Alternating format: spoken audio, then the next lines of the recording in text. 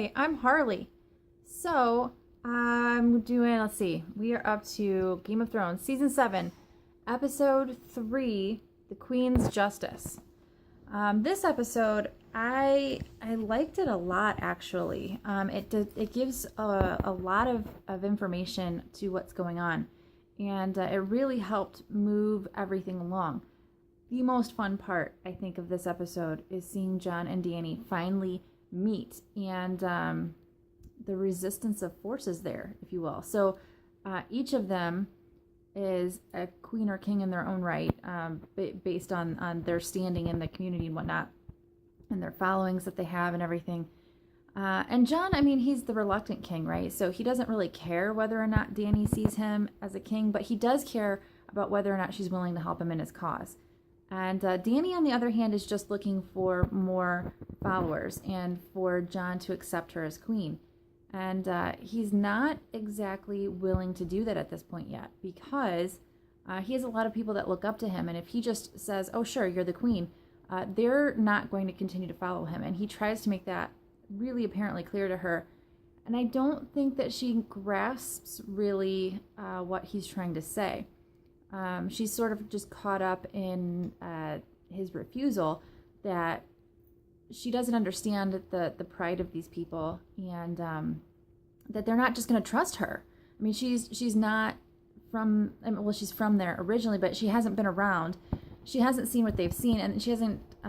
She's not acknowledging this civilization's experiences. So he is invited to stay as a guest, as it were, although he's not really staying there voluntarily. I mean, they take away his boats, they take away his access to travel, and he's more or less told that until he agrees to bend to the knee, as it were, that he will remain her guest. His only hope at this point is that he can convince her while he's there to let him mine the dragon glass that's under the castle. So hopefully, in doing that, he would at least attain the weapons that his army would need to be able to do real damage to the zombies, to the White Walkers, once he encounters them. Because really, without the proper weapons, they don't have any hope at all. Euron delivers Illyria and her daughter, I don't remember her name, to Cersei. So, I think her name is Zaria? Something along those lines.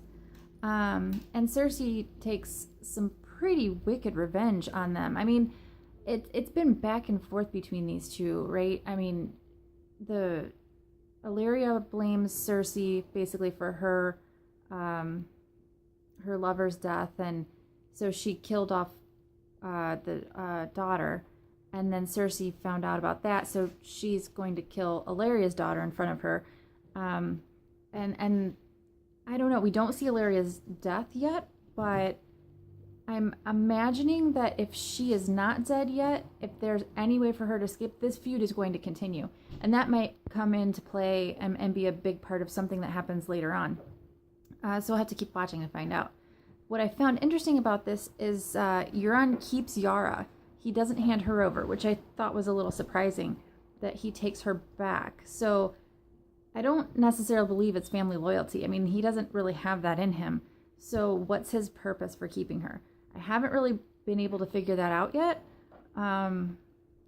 It's odd to me, though. It really stuck out to me when I was watching the episode.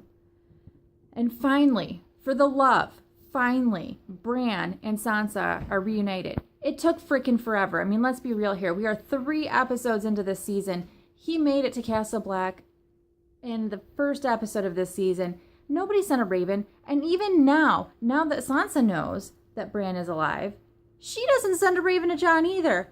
What the hell? Really, seriously, like, what are these people thinking? I am so annoyed at this point that nobody is getting on this and, like, doing anything that they need to do. Because this is important information. Bran has really valuable information that he needs to convey to Jon, or that he needs to be able to tell Jon. And the thing is, we also get to see how Bran has really been transformed, becoming the Three-Eyed Raven. He's not really himself.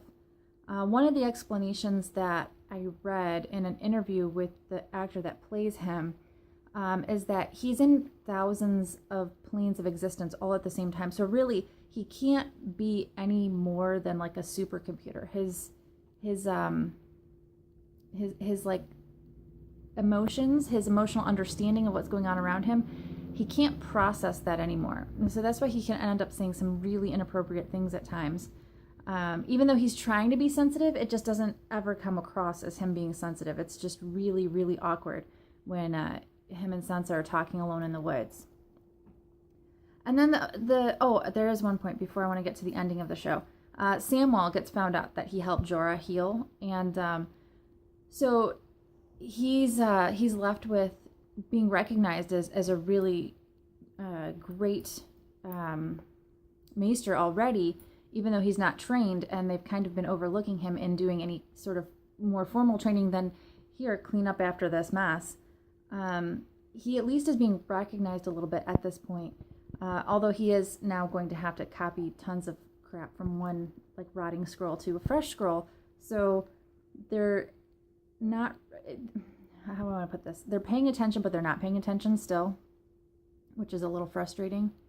But the big finale of this episode, the real tipping point of this episode, is when Grey Worm attacks Casterly Rock. I mean, we see him attack, and it's way too easy from what Tyrion had explained. It shouldn't go the way it did, and they know right off that something is not right, which on the one hand is good that they recognize it. I mean, at least they understand that this is not the way it was supposed to go. But that leaves the big question that does not take long to be answered, is where did everybody go? And why are they willing to give this up? And then we shortly see that instead of defending Casterly Rock, they willingly gave it up. Cersei and Jaime willingly gave it up, knowing that Dany would not be able to keep it for long. I mean, if she would have to move her entire forces there, and she doesn't want to. She wants to stay at Dragonstone because that's her home. So they don't expect to be out of Casterly Rock for long.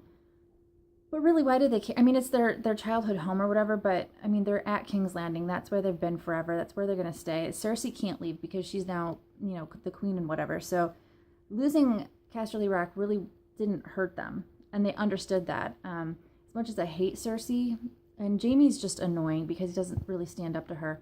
I mean, she's terrifying, so I mean, I don't blame him necessarily. But as annoying as Cersei is, she's really, really a good strategist, and this was really well thought out on her part. So instead, Jaime takes his troops and goes into attacks Highgarden, so that he can take out the Tyrells. And this is where we find out, that he finds out that Lady Olenna is the one that killed Joffrey.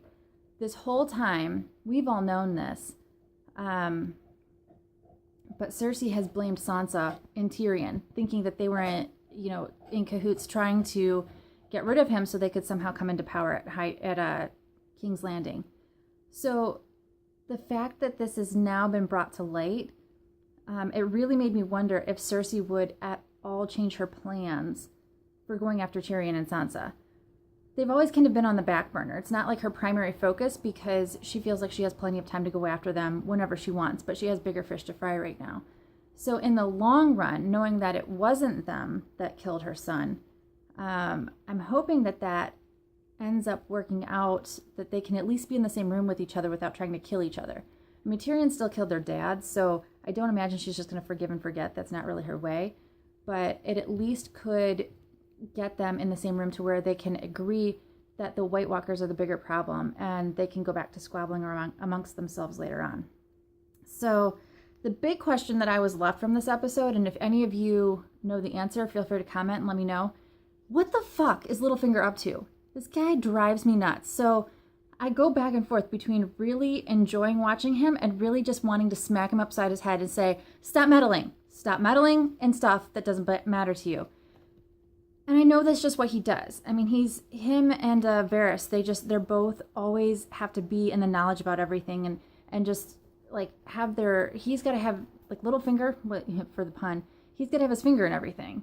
And then Varys has his little birds, his little scouts that are always bringing him little tidbits of knowledge. So all of this stuff that they store up, all this knowledge that they store up, they use to their advantage at some point but I cannot for the life of me figure out what the fuck Littlefinger is up to.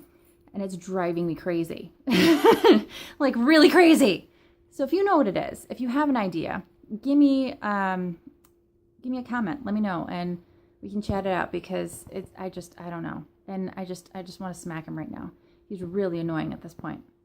Like, he needs a whorehouse to run in Winterfell. Can't they just set him up somewhere so he's out of the way, at least, so he's not like in Sansa's ear every little second?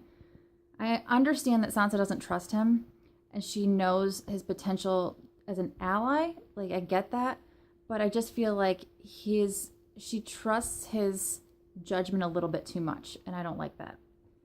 All right, guys, that was my impressions of this episode. Let me know what you think, and I will talk to y'all real soon.